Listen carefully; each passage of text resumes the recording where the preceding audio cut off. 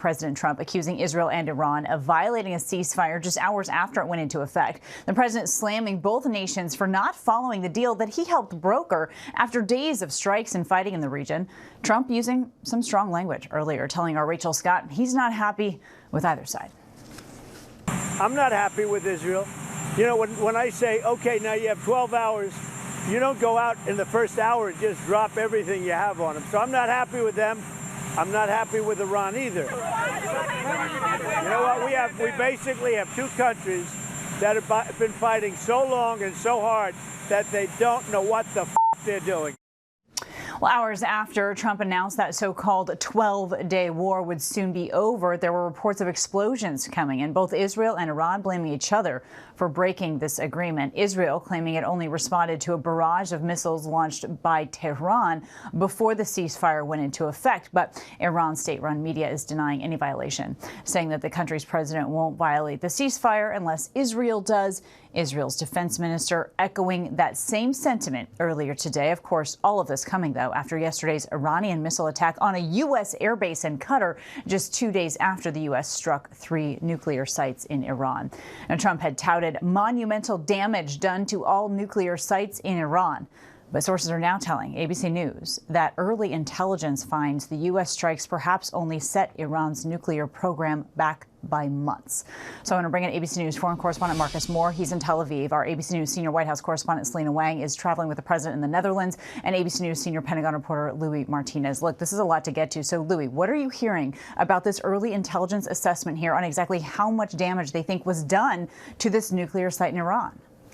Kena, this initial assessment, which was produced by U.S. Central Command and by the Defense Intelligence Agency, says that the initial assessment is that while there was significant damage to the 3 nuclear facilities that were targeted by the United States over the weekend, it only set back the nuclear program by several months, and that Iran's enriched uranium, what they had already produced prior to those attacks this weekend, remains untouched and was not destroyed, and that the centrifuges that produce are used to enrich uranium are also largely intact. So these findings, obviously at odds with the comments that we've heard from President Trump and from Defense Secretary Hegseth, who both said that Iran's nuclear program was obliterated. And we got comment, we reached the Pentagon for comment. We received a statement provided to us on behalf of Pete Hegseth, which said that based on everything we've seen, and quote, "I've seen it all, our bombing campaign obliterated Iran's ability to create nuclear weapons." So he is standing by that assessment that he made publicly over the weekend. But now we're seeing that the initial intelligence assessment, at least, is proving to be at odds with his characterization. Wow. So, Selena, as you heard Louis say, SecDef standing by his statement. What are we hearing from the White House?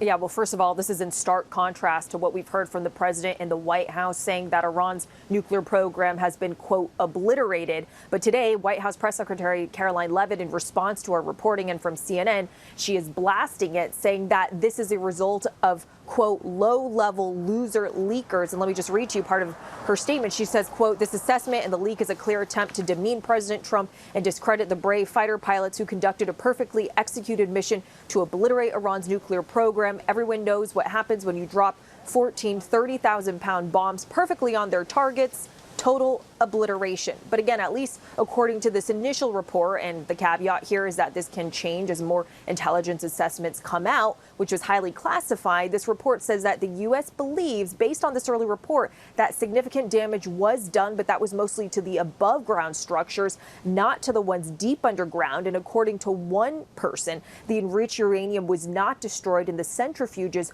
are largely intact. So there have been questions ever since the U.S. strikes about just how severe the damage was. Was Iran able to move some of that enriched uranium and those centrifuges out of those sites, knowing that those U.S. attacks were coming? And also the bigger question of, did these U.S. strikes actually convince Iran to drop their nuclear ambitions, or did it in fact give them further reason to continue to pursue their nuclear ambitions moving into the future?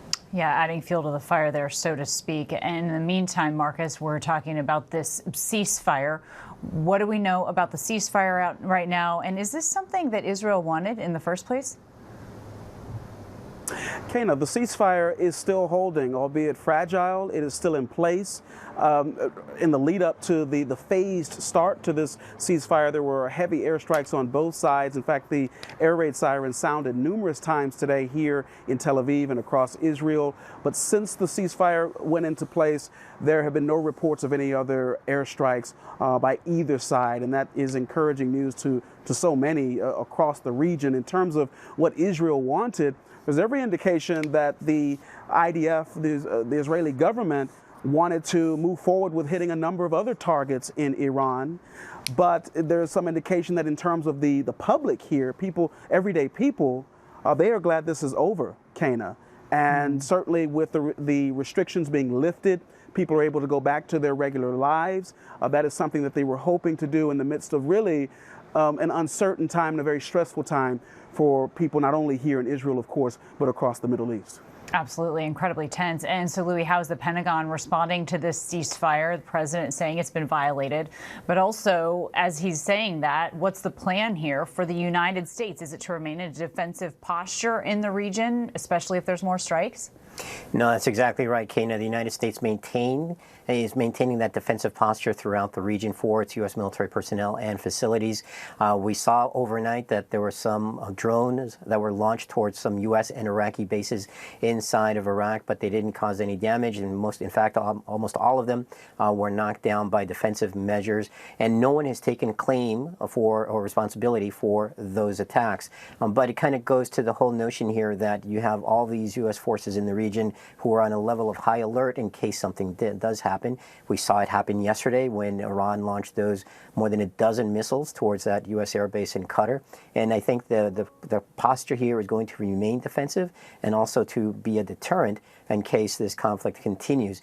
But they're looking carefully to see how this ceasefire holds. And in the meantime, they're maintaining that defensive posture. And so as they do that, Selena, you're again with the president at this NATO summit here. It sounds like he also spoke with Netanyahu as well earlier. Do we have a readout of that? What more is the president saying?